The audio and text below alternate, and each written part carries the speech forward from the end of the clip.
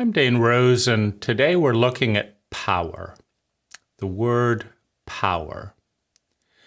Now, what do you think when you say that word? Is it a good word? Is it a bad word? Mentally, when I think of power, I understand that it's neutral, that it's an ability.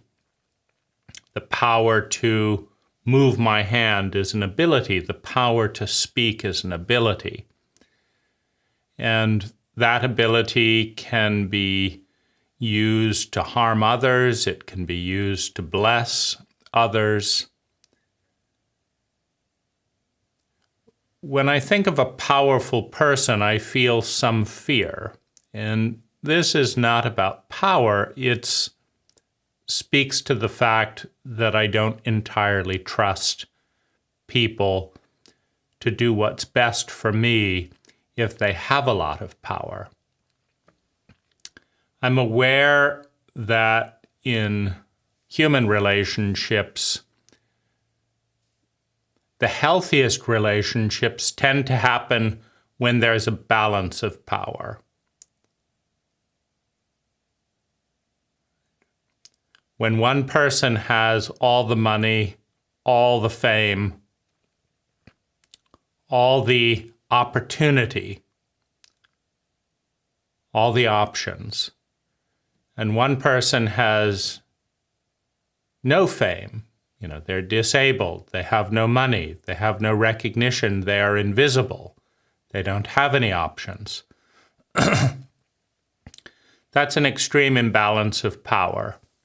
When politicians, when governments have all of the power and the people have very little power, you have an imbalance of power, and the probability of that power being abused goes up. And so in that sense, it's partly about scale. But when I think of someone or a group that has a lot of power and feel that proportionally I have much less power, I have an energy of fear, an energy of anxiety, because I'm not trusting a very powerful group to do what is best for a disenfranchised group. Because statistically,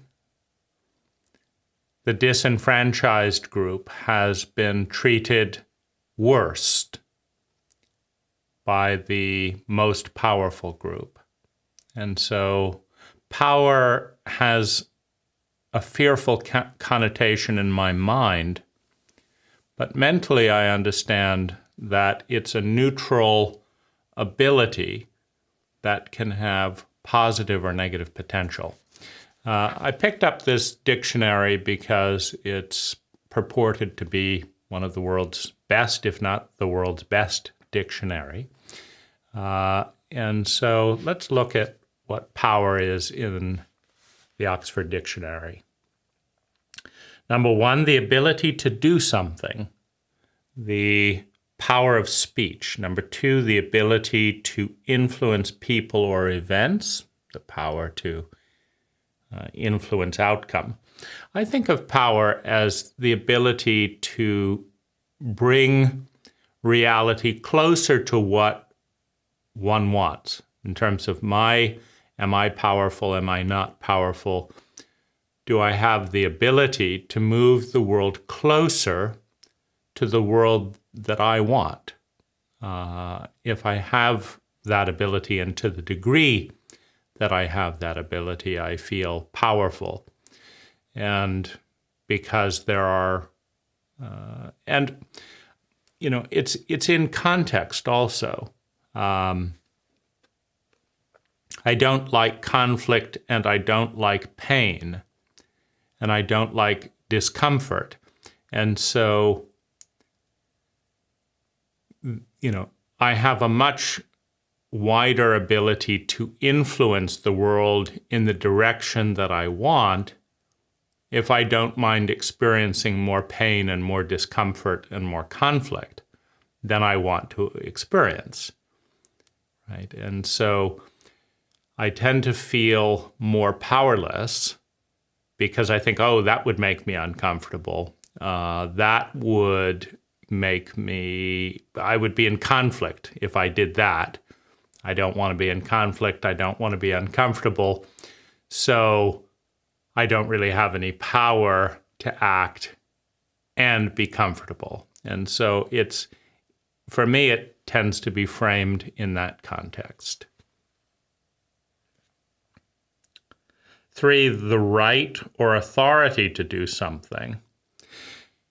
And I think that right is granted by others, in terms of, I own a piece of land and I'm told that I don't have the right to build a tiny house on that land. That's, and so, that seems absurd to me in a housing crisis in the San Francisco Bay Area where there's lots of homeless people in need of low-cost housing, but the law has been passed that says it is illegal to build a tiny house on my land. And so that tends to be, the right is something that is granted by a group. And it, again, is that right is what is honored without external conflict. Meaning I can go and build a tiny house on my house and the city can knock it down and arrest me for building a tiny house. But the right is kind of an agreement. That means that nobody's going to interfere with me as I build a tiny house. Political authority or control. That's also about rights. There is the law of mass. The law of mass says that when a pinball and a bowling ball collide, the pinball goes flying and the bowling ball continues on its original trajectory. And the law of mass, when you think of, quote, control, it's who is in sync with the law of mass, right? If the entire police force, if the entire budget, meaning if you have control of hundreds of millions of dollars of city budget, and you have control of the police force, and you have control of the municipal employees, control just means that they will do what you ask them to. It's then one has that law of mass. And so if one person says no, right? If one person is a pinball and the other person is a bowling ball and they collide, it's the pinball that goes flying. And so again, political right or political power is always granted, meaning the city officials have to agree, the police have to agree, and even if given money, someone has to agree to take the money. But if there is an agreement in the culture that everyone's going to enable a dictator, right? So dictators don't actually have all the power. They just have secured agreement through fear, meaning people have their own fear and their own greed.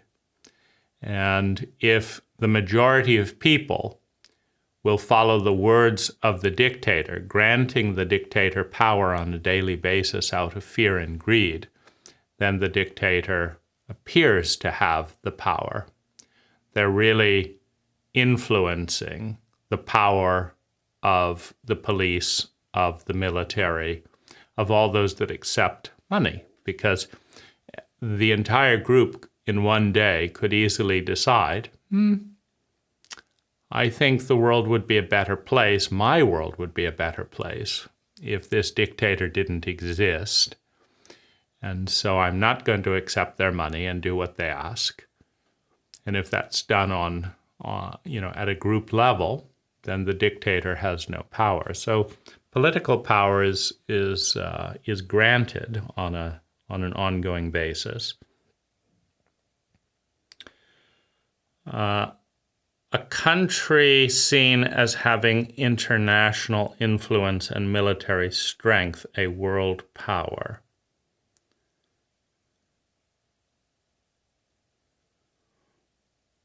Strength, force, or energy. Capacity or performance of an engine or other device. Energy that is produced by mechanical, electrical, or other means. 9, physics, the rate of doing work measured in watts or horsepower. 10, math, the product obtained when a number is multiplied by itself a certain number of times. Powers, powering, powered. 1, supply something with mechanical or electrical power. 2, move with speed or force. Then we go on to powerful, having great power, having a strong effect. Powerhouse, a person or thing having great energy or power. Powerless, without the power to take action.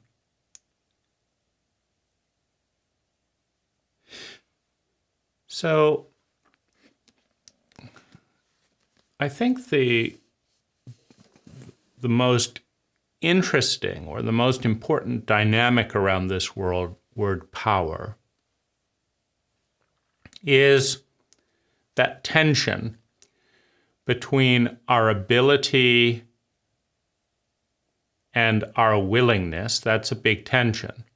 I have the ability right now to canvass my entire neighborhood about anything, but I've never done it. I don't have the willingness to do it. I also think that there's an important vector of power. If you think of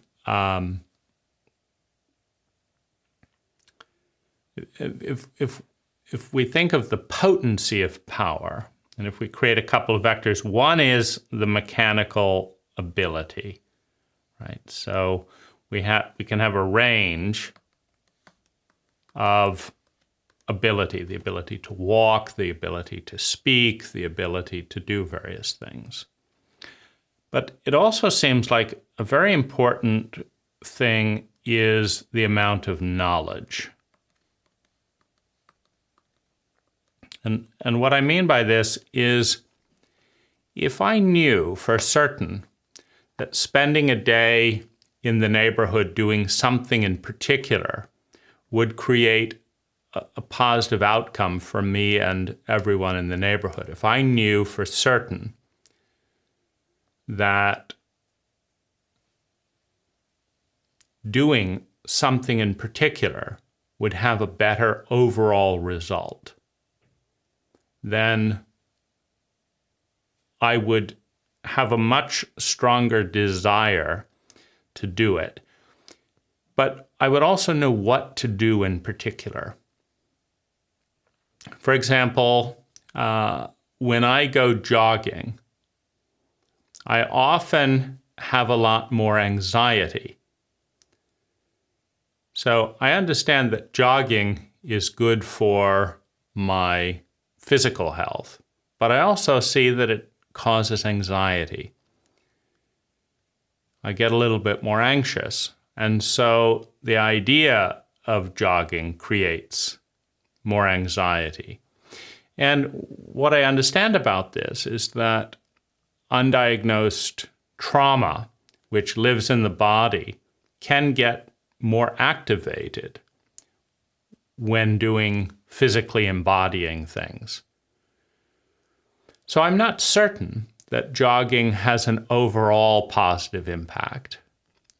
Similarly, I know that eating less sugar is good for my body. I also know it feels good right? And so I'm not sure if overall my life would be better if I deleted sugar. So these are things that have, a certain amount of uncertainty around them. I don't know if, for example, my world would be better if I deleted all sugar or just less sugar.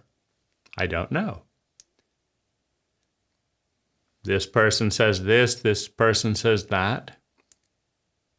Right? I've tried 0 sugar for a month. It was uncomfortable, and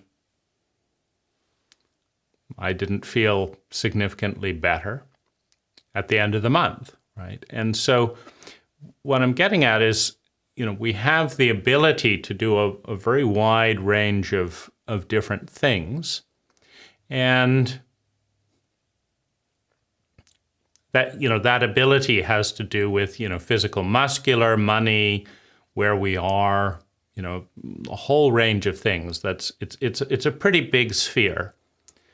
So we could say the ability to do things is pretty big.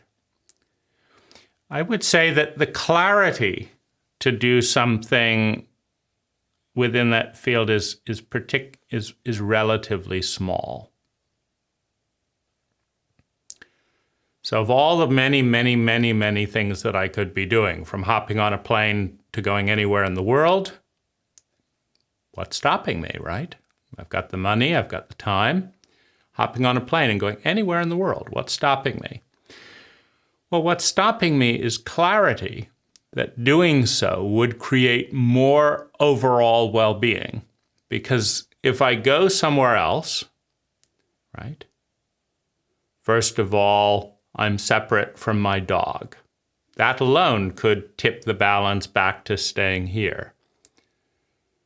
Second, I'm separate from my wife again.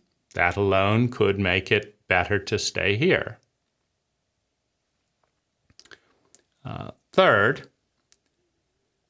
I have to drive to the airport. I have to go sit on a plane. I have to perhaps get jet lag, depending on where I'm going. Fourth, I have to spend the money. Fifth, I have to not earn the money. Third, I may have to lay some employees off. Fourth, my company's work may suffer. My client may be influenced, right? And even just those things means that I have a bias that says that my life will be better if I stay here. But I could get on a plane and go anywhere. But I'm not confident that doing so is going to be overall better. I've experienced it both ways. I've gone to places and I've thought, like, this is absolutely priceless. No matter what the cost, this is the best thing I've ever done. I've experienced that. And I've also experienced, what am I doing here? This hotel isn't as nice as my house. This hotel isn't as nice as my house. What am I doing here? I'm just spending a lot of money for a lower quality of life than staying at home.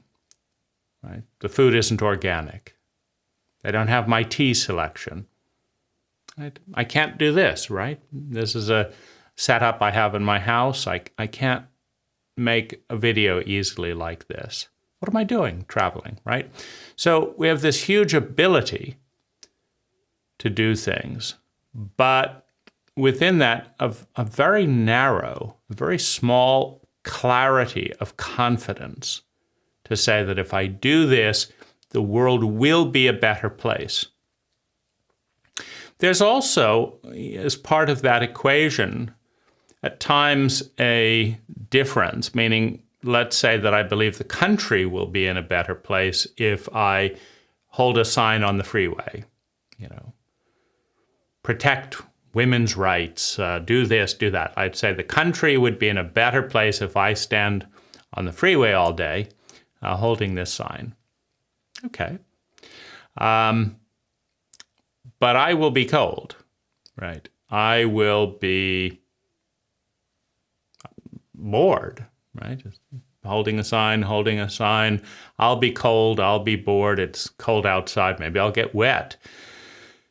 Maybe people will give me the finger, right? So I believe the country will be in a better position, but I'm not sure that I will be in a better position. On the other hand, right, if the country keeps going this way and I did nothing about it and I'm frustrated, well, then maybe in the long term, sacrificing that day to have a better impact for the country would be a better idea, right? And so, but I'm not sure. So there's a lack of clarity that has to do with so many of the things that we have the power to do. And statistics theoretically can bring a lot of clarity to these things.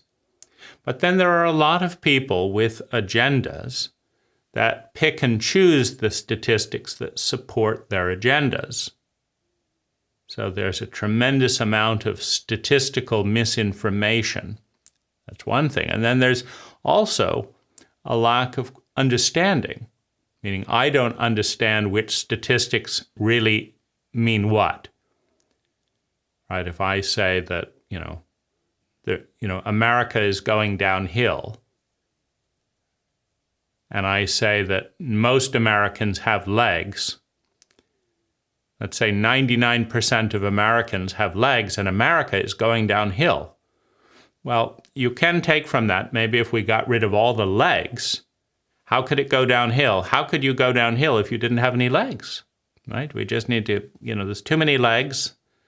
That's the problem, right? And so that's, well, we're not going to cut off our legs. We're clear that that's not a good idea, right? But there are many, many more subtle things where there seems to be a correlation, but I'm not sure, right? I'm not sure.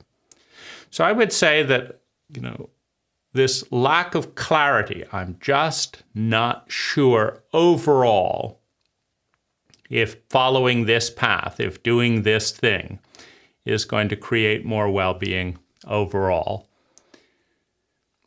And so I'm not going to do it, right? And then within that, there is a much smaller area of willingness.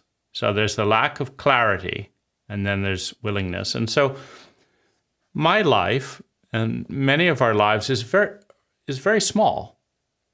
I do this, I do this, I do this, I do this, I do this, and then repeat the routine. Now that small thing is, okay, I think the world would be a better place. Maybe I would be in a better place if I did this. I do believe that strongly. But nevertheless, it's uncomfortable to get up at 5 a.m. and jog, so I'm not going to do it. And I'm worried about what the neighbors will think about this, so I'm not going to do that. I'm worried what if the landlord would do this and it won't pay off. So I'm still not going to do many of the things that I believe would lead to a better outcome. And so in that sense, and I think that in that domain, the degree to which we have a tolerance for discomfort, you can think of small cycles and big cycles, right? If I'm a farmer and I get up in the morning and it's raining outside, I could say, oh, I'll be much happier if I stay inside. And the next day it's really, really hot and I'd be much happier staying inside. But in the long term, right, if I don't get crops in the ground that are uncomfortable to plant, then I won't have the comfort of harvesting those plants. If I don't save money, it's uncomfortable not to go to Starbucks. I have to make my own coffee. It's uncomfortable to save money. I could just buy that. I buy a housekeeper and I buy a new car. I don't want to fix that old car. I buy a new car, right? But if I don't plant for the future, then I have no harvest. There's no retirement fund. There's just a lot of credit card debt. And so there's the tension between connecting the present moment, power, and comfort and knowledge. The present moment says, I would be much more comfortable being here. I don't want to go out and plant wheat. I don't want to go out and plant corn. I want to just be here. Let's turn on the TV and flick channels. That's what feels more comfortable. That's what feels, but does it create a comfortable future to have the farm repossessed, to go bankrupt, to have the car repossessed? Does that create a comfortable future? And then even if I'm fine with that, let's just say, okay, fine, take it all. But I live in a culture that shames poverty, that says, oh, your car was repossessed. Well, I don't want to be your friend anymore. And it's like, well, I didn't mind the car being repossessed, but I'm losing all my friends, right? And so now I have to think about what the culture wants. I want this. I don't care about this, but I care about being despised or being disrespected. And so I have to do this and this and this so that they won't abandon me, so they'll talk to me, right? We're social mammalian creatures, so we want and we need love and belonging. And if that's withdrawn for some reason, you voted for that, so I won't talk to you. Well, I guess maybe I have to vote for that just because I want someone to talk to me. So, vast amounts of power, limited amounts of clarity and understanding about how to apply that power. And then within that, the tension between the immediate gratification of doing what's easiest, what's laziest, what's most expedient, and the long-term gratification of, I got that book written, This is a YouTube channel that I've thought about for a while, right? And so the gratification of, I made those episodes, right? And they're there. But I wasn't flicking. There's the sacrifice of the short term for the long term. And I think that's a balance. And so that's what I think about when I think of the word power. And perhaps you have something. One of the things that I'm a big believer in is that it's unhealthy to listen to too much monologue. That what's healthy is dialogue. That means two, right? And so if you listen to this and there's something that you think, oh, I should do this in my life, etc., and you want to share that in the comments, or you have a different perspective, it's useful because it takes effort, which builds muscle, which helps to bring you into a stronger place to receive something and to give something back.